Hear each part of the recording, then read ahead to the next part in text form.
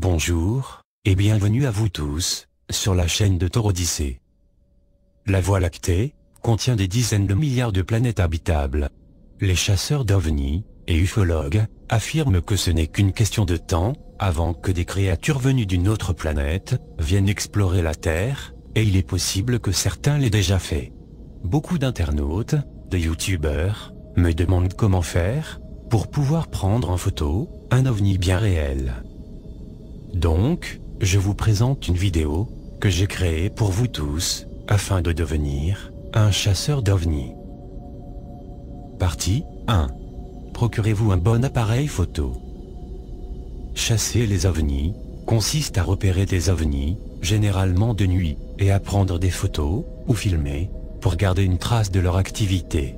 Beaucoup de gens ont déclaré avoir vu un ovni, et certains ont même signalé avoir été enlevés, mais personne n'a été en mesure de fournir de preuves irréfutables de ce qu'il s'était passé. Puisque nous vivons dans une société de sceptiques, il est absolument impératif, pour un chasseur d'ovnis sérieux, d'avoir l'équipement adéquat pour recueillir des données concrètes sur les ovnis. Alors, comment faire? Avoir ou acheter un appareil photo qui prend d'excellentes photos de nuit. Il vous faudra aussi un trépied pour mieux capturer les mouvements des ovnis. Il est également utile d'avoir une caméra. Car, plus vous avez de moyens de documenter les ovnis, mieux c'est. Partie 2. Prenez un carnet et un stylo. Il faudra que vous puissiez garder la trace des détails de vos observations. Ayez toujours avec vous un carnet et de quoi écrire pour noter toutes les informations nécessaires à l'instant même.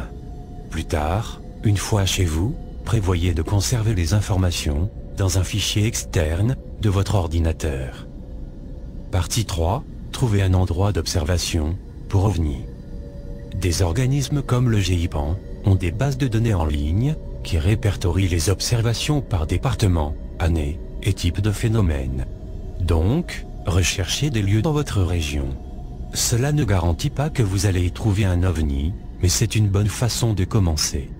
Prévoyez aussi de visiter plusieurs fois le même endroit, si nécessaire, sur plusieurs nuits d'affilée. Allez aussi à un endroit où il n'y a pas beaucoup de trafic aérien, afin de ne pas confondre des aéronefs humains avec des ovnis. Partie 4. Installez-vous plusieurs heures, pour la soirée ou pour la nuit.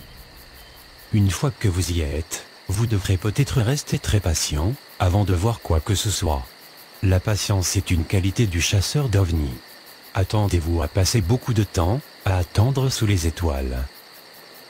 Partie 5. Gardez des traces de tout ce que vous voyez. Dès que vous voyez une activité, même si vous n'êtes pas sûr de ce que vous voyez, écrivez-le et notez les informations suivantes. Petit 1. La date et l'heure de l'observation. Petit 2. Le lieu de l'observation. Petit 3. La forme, la taille et la couleur de l'ovni. Et petit 4. Voir autour de vous s'il y a des témoins éventuels. Partie 6. Distinguer les ovnis des aéronefs humains. Lorsque vous aurez chassé les ovnis depuis un moment, vous allez commencer à remarquer des motifs. Faites des recherches pour déterminer s'il y a une explication à ce que vous voyez. Par exemple, si vous cherchez des ovnis près d'une base aérienne, vous voyez peut-être des aéronefs fabriqués par les humains, même s'ils ne semblent pas familiers. Les véritables ovnis ont les caractéristiques suivantes. Petit 1. Ils ne se déplacent pas en ligne droite, mais plutôt de haut en bas, ou en zigzag. Ils peuvent aussi se déplacer de façon tout à fait irrégulière.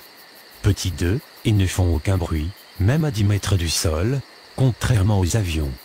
Petit 3. Ils peuvent être aussi sous forme de disque, de triangle, de cigare, d'orbe, ou complètement autre chose.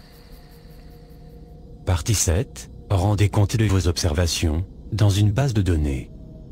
Les associations d'ufologie ont des bases de données dans lesquelles elles gardent toutes les statistiques importantes concernant les observations d'ovnis. Si vous repérez un ovni et que vous le signalez, vous apportez votre contribution à la communauté au sens large. Vous pouvez également beaucoup apprendre en consacrant du temps à la lecture des rapports d'autres personnes. Partie 8. trouver une association d'ufologie à rejoindre. Si vous souhaitez continuer dans l'ufologie, à long terme, cela vaut la peine de rejoindre des associations. En voici quelques-unes. Petit 1, MUFON, France. Petit 2, Tour Odyssée, YouTube. Et petit 3, Ufoland, communauté. Pour finir, voici un petit avertissement de ma part. Petit 1, vous devez être prêt à accepter les moqueries. Gardez le sens de l'humour, vous en aurez besoin. Et petit 2, surtout, ne payez jamais pour faire partie d'un club sur les ovnis, ou pour des photos, ou vidéos d'ovnis. C'est une arnaque. Maintenant que vous allez pouvoir voir de vrais ovnis, je vous laisse en juger par vous-même, et je vous dis à très bientôt, sur la chaîne de Tour Odyssée.